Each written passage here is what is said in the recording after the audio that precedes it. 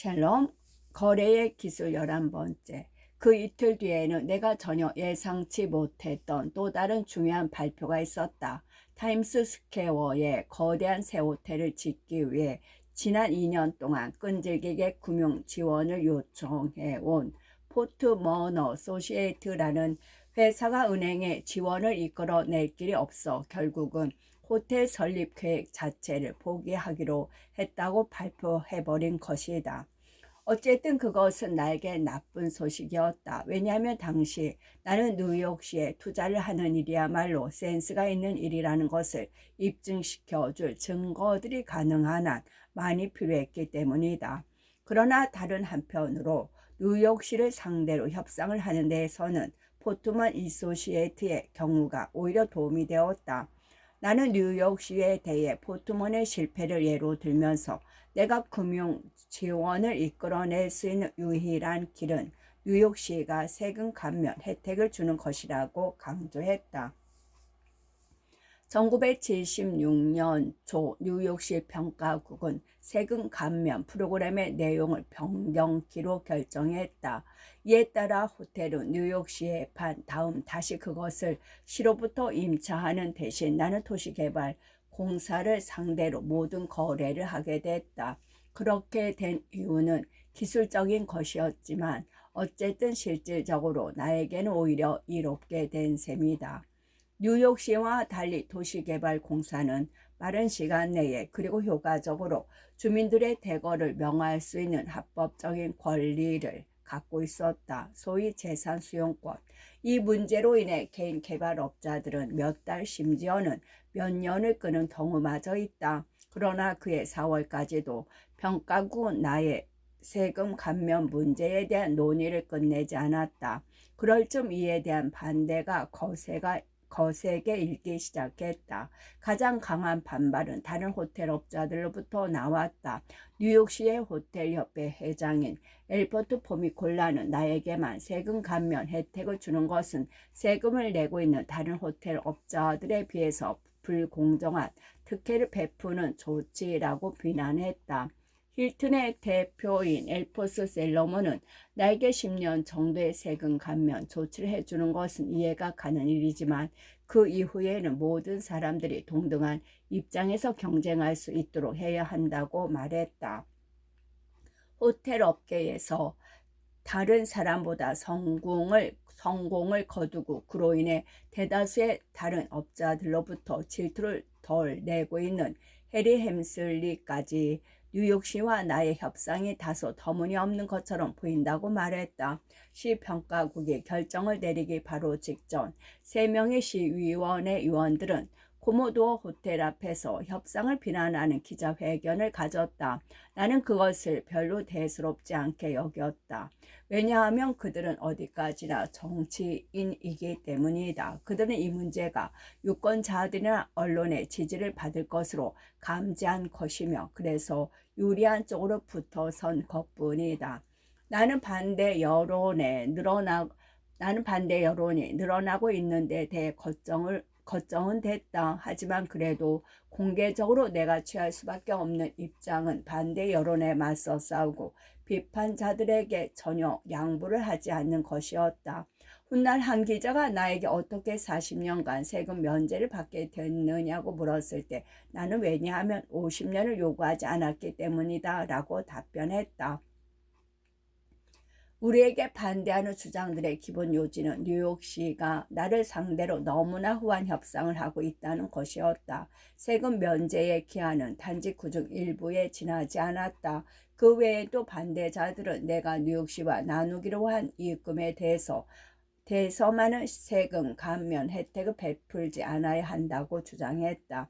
또 내가 물어야 할 전체 임대료가 1974년 호텔 평가 가치를 기준으로 산정한 재산세와 같다고 하면서 부동산 가치 즉 평가의 자체가 세월에 따라 상승한다는 것을 고려해야 하지 않겠느냐고 그들은 반문했다. 만약 나 자신이 협상을 책임맡고 있는 뉴욕시 공무원이었다고 해도 아마 같은 주장들을 했을 것이다. 그러나 다른 호텔 업자들을 험담을 하는 데만 능했을 뿐이지 어느 누구도 코모도어를 위한 대안을 내놓지 못했다. 분명 대부분의 사람들은 내가 그 부동산에 독점 매입권을 갖고 있는 것으로 여기는 것 같았다. 그 덕분에 뉴욕시는 그 문제를 꼬투리 삼지 않았다. 몇 개월 전에 한시 공무원이 나더러 펜센트럴사와 체결한 매입권 협정에 사본을 보내달라고 요청한 적이 있었다. 나는 그대로 했다. 그런데 사실 그 협정서에는 내 서명만 있었을 뿐 그 철도 회사의 서명은 없었다. 그럴 수밖에 없었던 것이 아직 내가 25만 달러의 계약금을 지불하지 않았기 때문이다. 어느 누구도 그것을 눈치채지 못했다. 그러나 그로부터 2년가량이 지났을 때 이 거래에 관한 기사를 쓰고 있던 한 기자가 뉴욕시에다 협정의 원본을 보자고 요청함으로써 사실이 밝혀지고 말았다.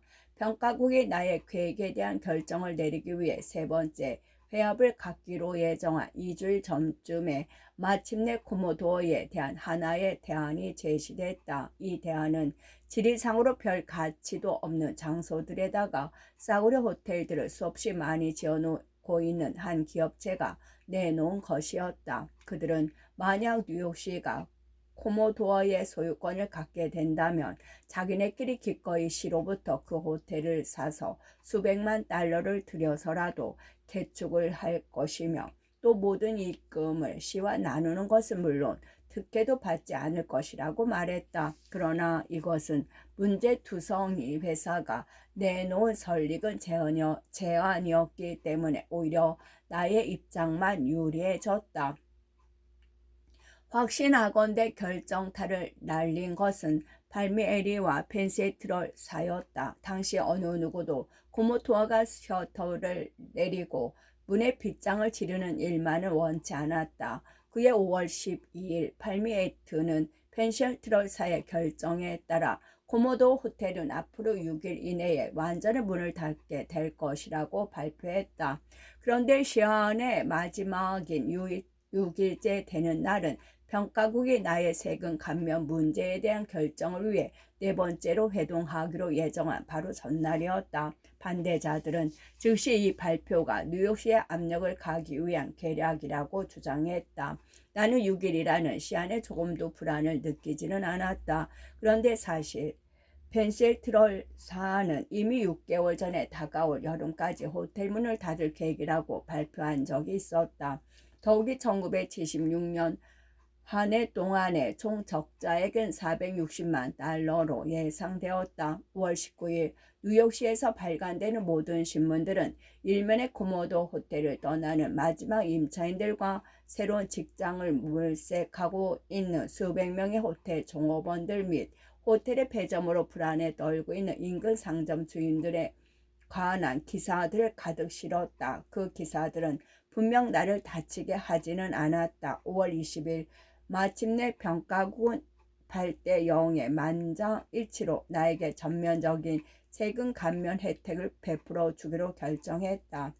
40년의 기간 동안 그 같은 세금 감면 혜택 덕분으로 나는 수천만 달러를 절약할 수 있게 됐다. 그 쌈은 예상 이상으로 값어치가 있었다. 나의 계획에 반대했던 사람들이 어떻게 느꼈는지는 모르지만 10일 뒤에 나온 뉴타임스지의 한 사설은 나의 계획을 더할 나위 없을 정도로 좋게 평가했다. 그 사설은 대안은 오직 코모도어가 빗장을 지르고 세금 미납 상태에 빠지는 것이라고 적고 있었다. 이렇게 될 경우 뉴욕시는 세금 손실 이외에도 노른자의 지역 중 한 곳이 금방 눈에 띄게 생채기를 내고 심각한 의기소침 상태에 빠질지 모르는 일이다. 그러나 믿을 수 없게도 세금 면제를 받게 된 사실을 가지고도 은행들이 우리가 생명력이 펄펄한 호텔을 하나 갖게 됐다는 것을 확신시켜 줄 수가 없었다.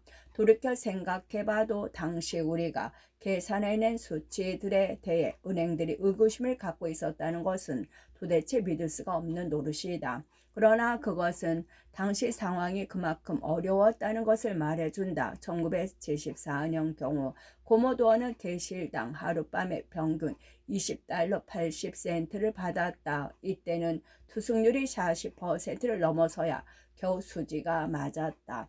호텔을 완전히 개축했을 경우 우리는 객실당 하룻밤에 평균 $48를 받고 투숙률을 평균 60% 정도를 유지하기로 계획하고 있었다. 이것은 결코 그렇게 과한 수치들이 아니었지만 은행들은 우리가 지나치게 낙관적이라고 주장했다.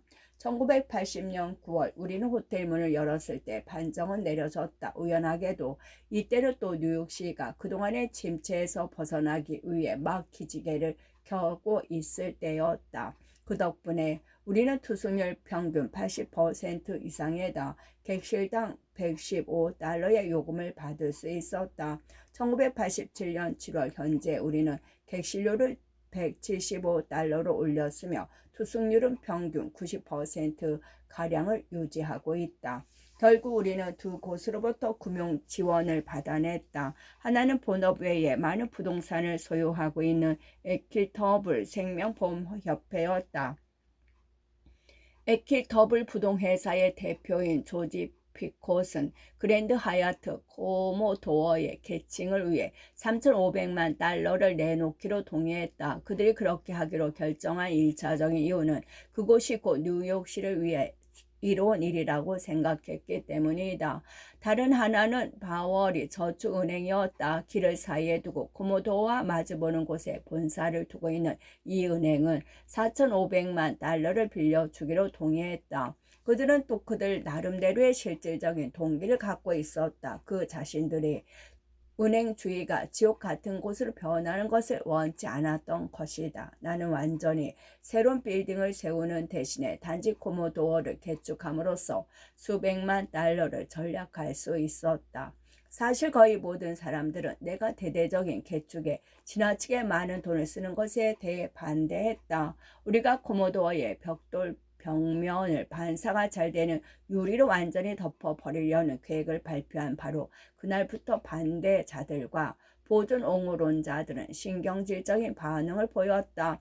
그들은 내가 그랜드 세트럴 역이나 그 외 석회암과 벽돌로 지은 42번가의 다른 사무실, 빌딩들의 고전적인 건축 양식과 전혀 조화를 이룰 생각을 안 하고 있다고 화를 냈다. 그러나 내 생각으로는 옛날 모습을 그대로 둔다는 것은 자살 행위나 다름없는 짓이었다. 나는 이들 반대자들에게 여보시오 친구들, 부탁컨대 이 거대한 기념물에 대해 얘기들을 하지 마세요. 클라이슬러 빌딩이 파산함으로써 그 주변은 황폐했고 제대로 돼가는 것이라고는 아무것도 없습니다. 내가 코모도어의 벽을 그대로 두리라고 생각한다면 미친 생각입니다. 달리 방법이 없습니다. 라고 말했다. 이상하게 들릴지 모르지만 모든 것은 변할 수 있다. 나의 빌딩에 대해 당초 저주에 가까운 생각을 하던 사람들도 지금은 그것을 사랑한다. 그들은 대단히 반사력이 좋은 유리를 벽면 재료로 선택함으로써 건물의 내면을 거울로 만든 것을 대단히 놀라운 작상으로 여겼다. 42번가를 가로질러 가거나 파크 에베뉴 진입로로 올라가면서 그랜드 하얏트를 올려다볼 때 우리는 이 호텔의 유리벽에 비친 그랜드 센트럴 터미널과 클라이슬러 빌딩 그리고 그 외 다른 특정적인 것들을 볼 수 있을 것이다. 호텔 벽을 유리로 덮지 않았더라면 결코 우리는 그런 모습들을 볼 수 없었을 것이다. 극적인 효과를 가져다 준 또 다른 것은 호텔 로비였다. 뉴욕시에 있는 대부분의 호텔 로비들은 단조롭게 짝이 없어 별다른 흥미를 자아내지 못한다. 나는 우리 호텔의 로비를 사람들이 방문해보고 싶은 명소로 만들 결심을 했다. 우리는 마룻바닥 재료로 갈색 대리석을 선택했다. 또 우리는 기둥과 난간에 동을 사용했다. 이외에도 우리는 과거에 어느 누구도 시도한 적이 없는 42번가를 굽어볼 수 있도록 170피트 약 51.8m 길이의 유리로 사면을 둘러싼 레스토랑을 만들었다. 만약 코모도어를 오래되고 단조로우며 별다른 특징이 없는 옛날 모습 그대로 두었더라면 아무런 감흥도 자아내지 못할 뿐 아니라 지금과 같이 사업이 번창하지도 못했을 것이다. 1980년 9월 그랜드 하얏트는 마침내 문을 열었다. 개점 전날부터 대호황이었다. 지금의 연간 총 영업 수익은 3천만 달러를 초과한다. 호텔 경영은 하얏트 측이 담당하기로 되어 있었기 때문에 개점과 함께 실질적으로 나의 역할은 끝났다. 그러나 현재도 나는 50% 지분을 갖고 있으며 그렇게 본다면 엄밀한 의미에서 아직 내가 완전히 손을 뗀 것은 아니다. 이것이 처음에는 다소 문제를 일으켰다. 나는 일이 어떻게 되어가는지 알아보기 위해 종종 책임자 한 사람을, 대개는 나의 아내를 보내곤 했다. 그런데 하얏트 측은 그 점에 대해 불쾌해했다. 어느 날 나는 모든 하얏트 호텔의 대표자 격인 패드릭 볼리로부터 전화를 받았다. 도널드 씨, 한 가지 문제가 있습니다. 그 호텔의 매니저가 불평을 해대는군요. 당신 부인이 호텔에 들러 로비의 구석에 있는 먼지를 찾아내고 현관 수위를 불러서 그것들을 깨끗이 정수하라고 시키기 때문이죠. 또 그렇지 않으면 당신 부인은 다리미질을 하지 않은 제복을 입고 있는 수위에게 옷을 깨끗이 세탁해서 입으라고 말하곤 하죠. 애석하게도 그 매니저는 여자들과 함께 일하기에는 문제가 있는 사람입니다. 그러나 그의 입장을 생각해 본다면 그는 1,500명의 종업원을 거느리고 호텔을 경영하고 있는 사람입니다. 이와 같은 사업은 어떤 식으로든 명령 계통이 서 있어야지 그렇지 않으면 운영이 잘 되지 않습니다. 그래서 나는 베트에게 당신이 하는 얘기는 이해합니다. 그리고 문제가 있다는 말에 동감합니다. 그러나 내가 그 빌딩의 지분 중 50%를 갖고 있는 한 나는 어떤 식으로든 관여하지 않을 수 없으며 일이 잘 돼가지 않을 때는 잘 되도록 해야 할 것입니다. 라고 대답했다. 이 말을 들은 베트는 다음 주에 만나자고 제안했다. 나는 베트를 좋아하고 존경하며 또 그를 특출한 경영인으로 생각하기 때문에 일이 잘 해결되기 바랐다. 베트는 아일랜드인 특유의 개성들을 갖고 있다. 그는 아마 워싱턴 DC의 하얏트 리전시가 아니면 플리니다 주의 웨스트 팜비치를 거닐곤 할 것이다. 그리고 그는 모든 이의 이름을 알고 있고 또 그들의 가족들까지 기억할 것이다. 그는 요리사에게 키스를 해주고 현관수에게 좋은 일을 하고 있다고 격려를 해줄 것이며 경호원이나 하녀들에게 헬로하며 인사를 건네곤 할 것이다. 그가 호텔에 1시간쯤 머물다 떠날 즈음이면 모든 사람들은 자신들의 키가 50pt쯤 되는 듯한 우쭐한 기분을 느낄 것이다. 내가 패트를 만났을 때 그는 어떻게 할지를 결정했습니다. 매니저를 바꿀 작정입니다. 내가 가장 아끼는 사람 중 하나를 쓸까 합니다. 그는 동유럽 사람인데 당신 부인을 좋아합니다. 그는 또 매우 융통성 있는 사람이라 부인과 괜찮은 관계를 유지할 겁니다. 그렇게 된다면 부인께서 호텔에 마음 놓고 들어오셔서 원하는 사람 누구와도 대화를 할 수 있을 것이고 또 다른 사람들도 기분이 좋을 것입니다. 라고 말했다. 아니나 다를까 패트는 정말 매니저를 교체했고 그의 새 매니저는 여러 가지 면에서 탁월한 능력을 발휘했다. 그러나 그는 사소한 일로 우리를 골탕 먹였다. 일주일에 서너 차례씩 전화를 걸어 도널드 씨 14층의 벽지를 가려고 하는데 허락해 주시기 바랍니다. 라든가 레스토랑 한 군데에 새로운 메뉴를 들어왔으면 하는데요. 라든가 세탁소 이용을 다른 것으로 바꿀까 생각 중입니다. 라고 얘기하곤 했다. 또한 우리를 그들의 모든 경영회의에 초대하곤 했다. 그 사람은 지나칠 정도로 우리의 의견을 구하려고 했고 그 호텔 일에 우리를 끌어들이려 했기 때문에 결국 나는 제발 나를 괴롭히지 말고 그냥 좀 놔둬요. 모든 일은 당신이 원하는 대로 하세요. 라고 말했다. 그는 완벽한 역할을 하려고 했다. 그가 자신이 원하는 것을 싸움을 통해서보다는 우호적이고 부탁조로 또 긍정적인 방법으로 취하곤 했다. 우리의 동업 관계가 성공적이었던 것은 협정 중에 포함한 한 조항 덕택이었다. 언뜻 보면 별거 아닌 것처럼 보일지 모르나 나에게는 그 조항이 내가 갖고 있는 그랜드 호텔의 집은 50%보다 더 값진 것처럼 생각됐다. 그것은 독점 계약 조항으로 내 허락 없이는 뉴욕의 어디에도 하얏트 측이 경쟁 호텔을 세울 수 없도록 영원히 금지한 것이다. 처음에 협상을 할 때 나는 제이 프리츠커로부터 그 계약 조항을 얻어내려고 애썼으나 그는 거절했다. 제이는 미래를 내다보는 눈을 가진 사람이기 때문에 세계에서 가장 큰 도시에 속하는 뉴욕에 장차 더 이상의 호텔을 세울 수 있는 길을 봉쇄당하고 싶어 하지 않았다. 우리는 결국 이 문제를 미결 상태로 남겨둔 채 협상에 막바지를 맞았다. 협정 체결을 위해 우리 모두가 자리를 같이 하기 직전에 나는 홀로 은행에서 나온 책임자를 만났다.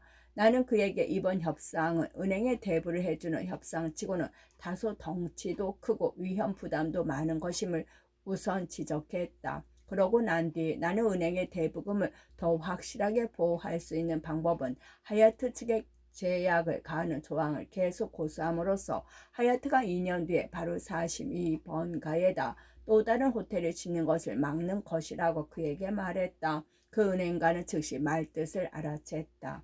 그는 하얏트 측에서 온 사람들이 앉아 기다리는 방으로 뛰어들어가 여러분, 우리 은행은 지금 수천만 달러를 투자하려 하고 있습니다. 많은 돈입니다. 그래서 우리는 하얏트 당신네들이 더 이상 뉴욕에 어떠한 호텔도 갖지 않겠다는 것을 다짐하는 계약 조항을 협정에 삽입시켜주지 않는 한 대부를 해줄 수가 없습니다. 라고 외쳤다. 끝.